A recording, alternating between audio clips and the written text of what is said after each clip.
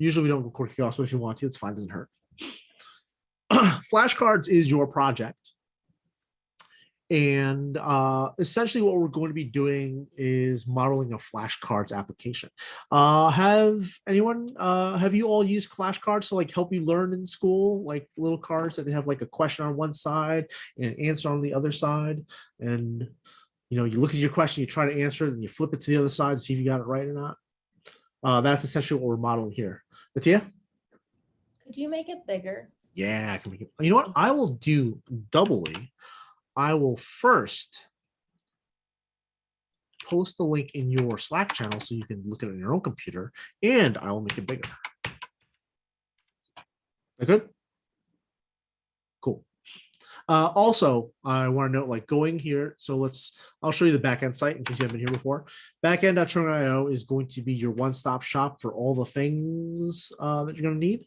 So because you are in module 1, you click on module 1 and you'll see information. Learning goals are here, lessons are here, projects are here, all the stuff we talked about. We do have some exercise for you and practice assessments, practice independent challenges for you, so you can browse that later. But we're going to go to projects, and here is flashcards, and that brings you here. So that is how you get to it if you've not been here before. So the goals that we want you to kind of achieve for flashcards is that we want you to follow an interaction pattern. Interaction pattern is that we tell you how we want this code to work, and then you do it. You're going to write readable code that adheres to Ruby convention. I think that this will be challenging for a number of you if you have worked in other programming languages. Like essentially the Ruby community is very nitpicky about convention, and we want to make sure that you're writing idiomatic code. Again, like kind of talked about this earlier. Writing tests. We expect you to write tests for your code. We actually start you off with some sample tests that you start off with for like the very first iteration. You're expected to make those pass, and we'll be going over a little bit about, we're going to be talking tests in greater detail on Wednesday with our class on testing. I do want to note that we are changing the curriculum, and we are using a different test framework than we have in the past. We're going to be using RSpec instead of Minitest. The reason why is that you learn RSpec in module 2 anyway, and we decided to pull that down to module 1 as it's more likely that you'll be using RSpec on the job, and it will free up time for you to learn other cool things in module 2. So that is the reason behind that. We want you to write object-oriented code, meaning that we're going to expect that you use classes and methods to do that. And finally, we want to see you put all your code on GitHub and submit a pull request at some point. Jameson? Could you elaborate on the RSpec? So we're not going to use Minitest for the test on this at all? We're not going to use Minitest. So are we going to learn RSpec in any shape on Wednesday? Okay, cool. Yeah, no, cool. We're just going to be like, here, you're on your own, have fun. No, we're good. So okay, cool. I kind of want to kind of like go back to that and kind of elaborate a little bit. At Turing, we generally believe in what we call just late instruction, meaning that we want you to kind of struggle with it a little bit before we teach it formally. So that's why we're not really covering testing until Wednesday. We want you to kind of play with it, and then we'll show you how to do it. And this is a theme you can expect to find during the rest of your time at Turing. We will expect you to, we will tell you to do something, knock yourself out for a little bit, and then we'll show you the kind of quote unquote right way to do it. We feel that exploration and curiosity is like super important and critical to the learning process. And again, like I said before, doing something the wrong way, you often learn like, oh, I think that it's more valuable to do something the wrong way, because when you see it the right way, you kind of these extra connections are made in your learning, where you see like, I see why this is bad now. I see why I shouldn't do this. I see what happens when I do this. I think that we very much learn from unintended consequences. And that's just the fact of the matter. Thanks, Mike. Yeah, no problem. That being said, we did update the Ruby exercises, even starting on that. Ruby exercise has been using many tests. We've updated that. We've got most of that done. And we'll actually do a in-class walkthrough of the Ruby exercises on Wednesday. So you can kind of get a feel for that. All right. So the project overview, we're going to do flashcards. You're essentially running a program that will simulate this. There's some setup to it, as in you'll be forking an application and then cloning it, forking a repository.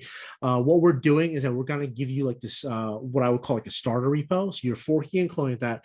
It gives you the project structure they're going to need. It's going to give you some tests all ready to go.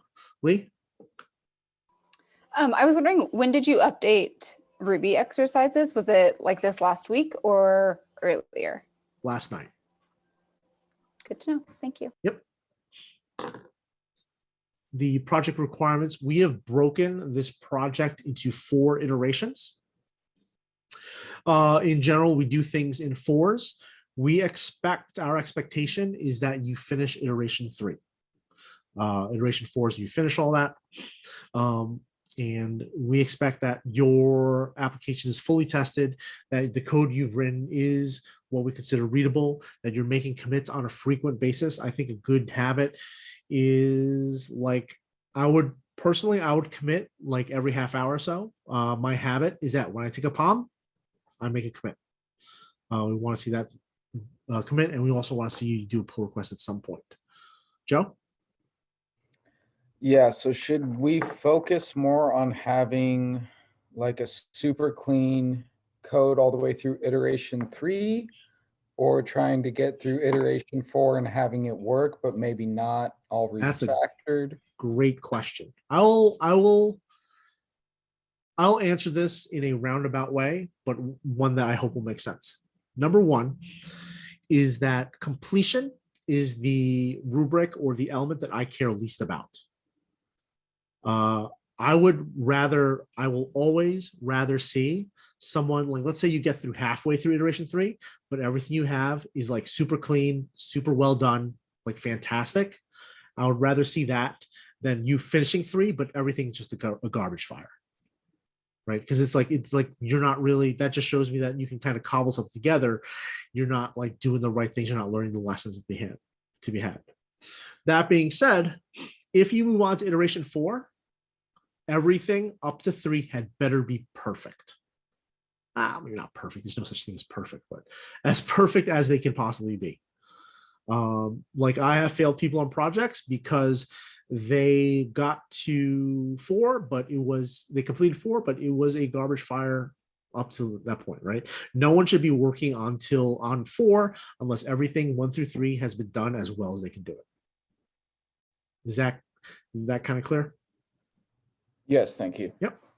That being said, like, do not take my words to say like you can just finish iteration 1 and like that's all clean and I'm happy with that. Like, no, like that is not. I'm not giving you permission to just do iteration 1 and have that be fine and you can just like wash your hands of it, right? We still want to see that you're hitting the learning goals.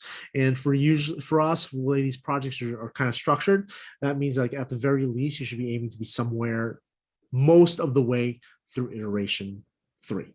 Right. Iteration 3 in general is the baseline for what we're looking for you to complete and complete well. I saw a hand that disappeared. Did I answer that question? Was that a separate question? Oh, you answered it. You're all good. Cool. Awesome. And we have the rubric for the class for the thing. I'm not going to go over the thing. This is something that you can read on your own.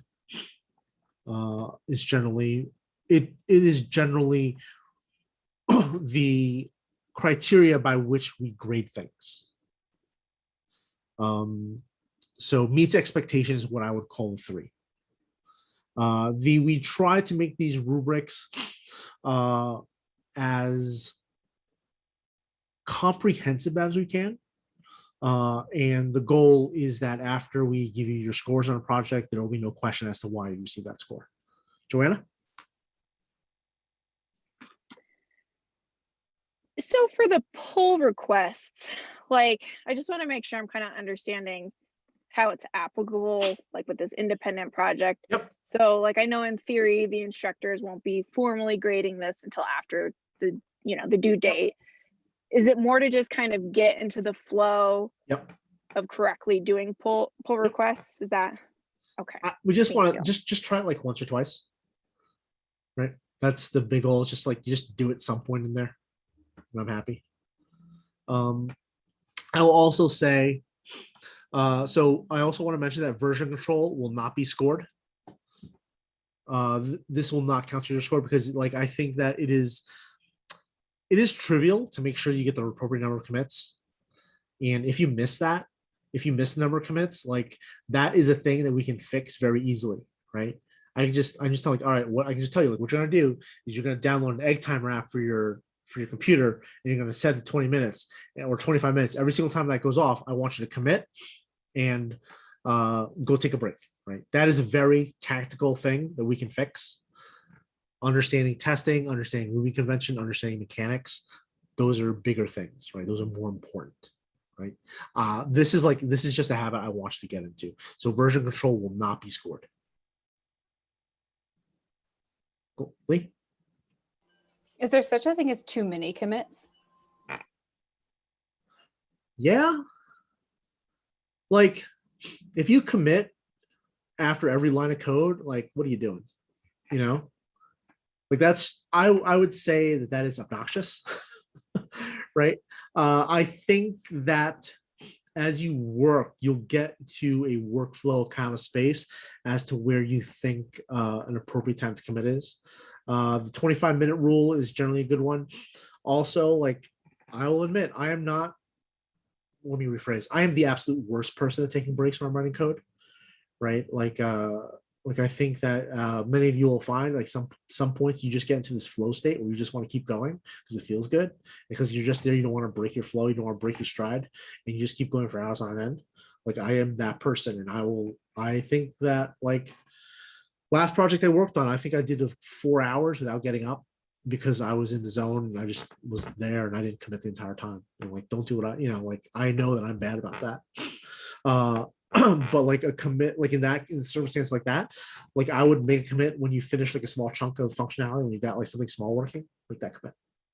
If you're not going to hold yourself to the time thing, I'm not a person that likes being told what to do. So having a timer tell me to take a break is just, like, just bothers me. It's just me. Cool. Other questions before we move on? You have until I find where I'm going to. I have a question. Yeah. If we wanted to start writing things in mini test, would that be a bad idea? Like, should we take our time to go to Google RSpec instead? Yeah. Okay. I mean, what I would say is that, like, I would try it. I would, like, try to poke at RSpec and, like, try to learn that. I think that, like, the exploration is fun.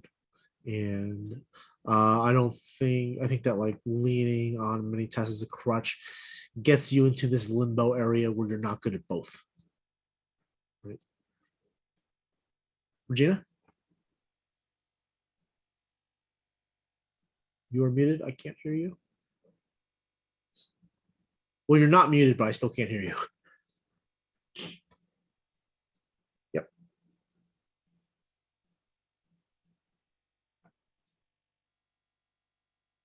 Nope. It's fine. I will go to the page as you are. You know what? Let me go to Jermaine and you get that working. Jermaine? Yeah, I'm sorry. I just wanted to clarify the purpose of the continuous pull request, because the purpose of it is to submit, correct? So the multiple pull requests is a method for you guys to pay attention to how often we're submitting? No. It's just, like, the idea is that when you work in groups, you'll be submitting pull requests to the same thing. So this is how, like, you manage code that goes in. Like, you're setting up so someone else can review it and merge it in. This is just to get the reps in of how to do a pull request. Regina. Are we good? Can you hear me now? Yes. Sorry, I just took my headphones out. I think they were It's all right. dying. So it looks like our spec is actually is it pretty similar to Yeah. mini test? Yeah. So is getting used to the difference pretty quick? I look at it and I get like a little bit nervous, but Yeah. I mean, it's just a slightly different syntax, right? essentially. Otherwise, Yes. it's pretty much the same. Yeah. Okay. Yeah. It's just a different syntax. Like, I think personally, I think our test is a little our test. Great. Our spec is a little easier to work with because I feel that it reads more English-like. For those of you who work in mini tests, like assert. What does assert even mean? But where the RSpec syntax is expect something to equal that in my mind is more Englishy and is easy to read. So Can you do? Oh. Go ahead. Can you know how like in mini tests you do an expect equal and your equal is like what you this expected? Yeah. Can you do like an expect or expect equal expect? It's usually it's like the same thing. It's like you expect something to equal something else. Okay. Equal. Oh, okay. You'll like when you look at the code. I look at it and I get like a little scared because it's new, but yeah, it's just. I would say just slow down and just say it out loud. When you say it out loud with our spec, it'll just be like, oh, okay, I get it. Okay. There's nothing to be worried about. Like everyone makes this transition. Like you would like this would have happened in module 2 anyway. So should we expect to be using our spec from now, or yes, you will not be using mini test. You will not be using mini test period. Yep. Got it. Our spec is the one true path. God, I never thought I'd say that. It's weird for me to say that because I've always been a very vocal proponent of mini test, and my mind has been changed on that. So that's also an important thing to learn about programming is don't get locked into like a certain way of thinking. Like my programming style and taste have changed over the years, and I think that is normal and healthy, and you should expect yours to change too. Cool. Yeah, so iteration 1 just shows how to install RSpec and like this kind of thing. So what we're doing here is this is what an interaction pattern looks like. Where we are going to require a card. We expect the card, like it's going to take these kind of these arguments, and we expect that the card has a question method that will return this, and the answer will return that, and so forth. And after that, so this part, this very first kind of half of iteration 1, we provide you the tests for. Like we give you that free. After that, you are expected to write tests on your own. And we're going to have like this turn. And this is how turn is supposed to operate. In iteration 3, we're going to have a deck of cards. And it's going to be this structure of objects inside objects inside objects. And I'm not going to go into detail about exactly what we're asking you to do, as like that is really kind of like you don't know as much as about a project as you when you start. So I don't want to kind of go into detail about what's expected, like the nitty-gritty about what's happening. But I do want to open up to questions about the project in general, about grading, about logistics, anything you might have. So I rehydrate. Lee? The iteration pattern that you provide is comparable for us as far as testing goes. Like, what do you mean by does that make sense? I think I don't know how to frame my question, so I'm going to retract my question. Okay. How about we'll circle back to see if you framed it better Okay, after having thought, or maybe we'll have answered in the meantime. Cool. Jermaine? This one, it's maybe a little bit more logistical, I guess, but I was just noticing your terminal, you were using the iTerm too, and I was just curious if you could recommend something that, you know, that was easy for output instead of Repellent or anything like that, if this would be the best. Use what you like. I think that let's put it this way. Programmers generally assholes and they have opinions about everything. Don't let anyone tell you that tool A is better than tool B for like, because whatever, like, no, use what you make comfortable. I use iTerm 2 because I like iTerm 2. It works for me. If I was made to use just regular terminal, that would work fine. I could live with that. I like iTerm because I can go full screen without that border at the top. That's the main reason I use iTerm 2, is I could do that. I don't think I have any other reasons. And to be fair, I used iTerm 2 to do this like years ago. So regular terminal could do that now. I just don't know about it because I've never used it. And if it does, like, cool. This is just what I'm used to.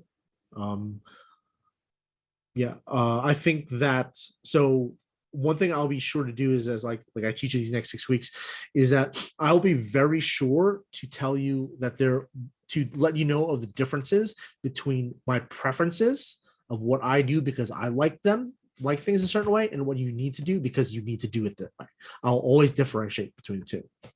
I would say that like this setup where you have the bottom third or whatever terminal header, you need to do that because it will make your life a lot easier, right? This is the difference. This here will make your life easier. iTerm, if you want to use iTerm, cool. If you don't want to use iTerm, cool. I do not care. As long as it works for you and it does not hurt you, like, fine. I will give you advice. I'll give you perhaps strong suggestions, but like, do what makes you will work for you. Cool. Natia? Is there a way, and if there is, are we ever going to like go over it to step through the code line by line as we build it? We will be talking about how to do that. And you had asked about pry earlier, right? Yeah, but I don't like how pry does it. I mean, so like my experiences, have you ever done any like VBA? A long time ago. You remember how like you hit F8 and it's like this line and then it just stops instantly and you just like there's a button you can click to just go line by line by line by line without having to ever. Yep. Pry is the best thing we have. Okay. So that's it. Yep. All right. Thanks. Using binary pry. That is our tool. Good for you for doing VBA though. Hats off. Gunnar.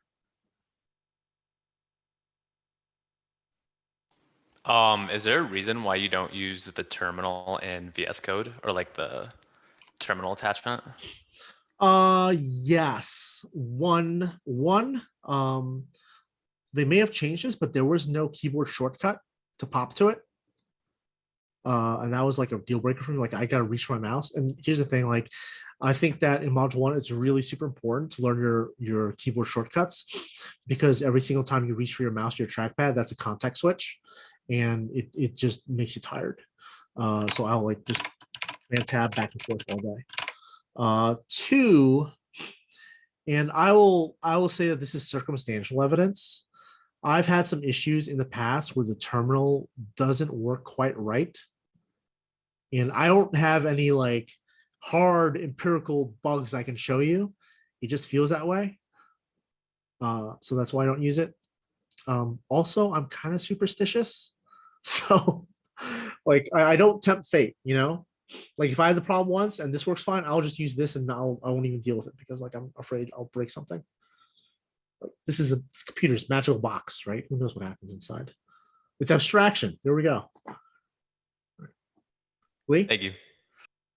My original question is not necessary, so I won't ask it, but Cool. I will say I was having this weird thing with the like normal terminal. I don't know how you differentiate it, the one that came on our computer, where it was shutting down. And then it was also it was making me re-sign into GitHub every time I wanted to like git push. Yeah. And switching to iTerm 2 solved that. So Cool. that was like a couple bugs I had. Cool. Yeah, it's like Big Sur. When Big Sur came out, there were a lot of like small annoying things that were kind of like just a pain to use. that happens with every single Apple update, and unfortunately, like you just gotta wait till someone figures it out. I think it's also going to be especially annoying now with Apple Silicon, but I think that we've hammered most of those bugs, and I'm waiting for the next refresh of Apple computers. So I'm gonna buy a new one. So I think I'm due. Anything else?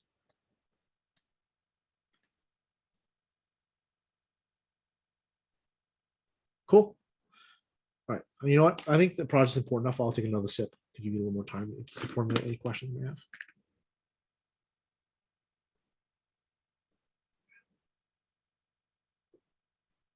Yeah, I see two of you drinking, at least two of you drinking water. Oh, that's three. Stay hydrated. So good for you. Cool. If that is it, I'll leave you to it. We'll finish up here. Like I said, I like to overbook time just in case we go late. And I think that always like opportunity to like just talk about stuff is super, super valuable. We're done for the day. We'll see you tomorrow morning at 9 a.m. Again, if you have questions, instructors, please do DM all three of us, because like sometimes I'm not at my computer, but Bob or Megan may be, and we'll get back to you the quickest if you just DM all three of us. All right, and I will post the YouTube videos up as soon as they finish loading. Goodbye. We'll see you tomorrow.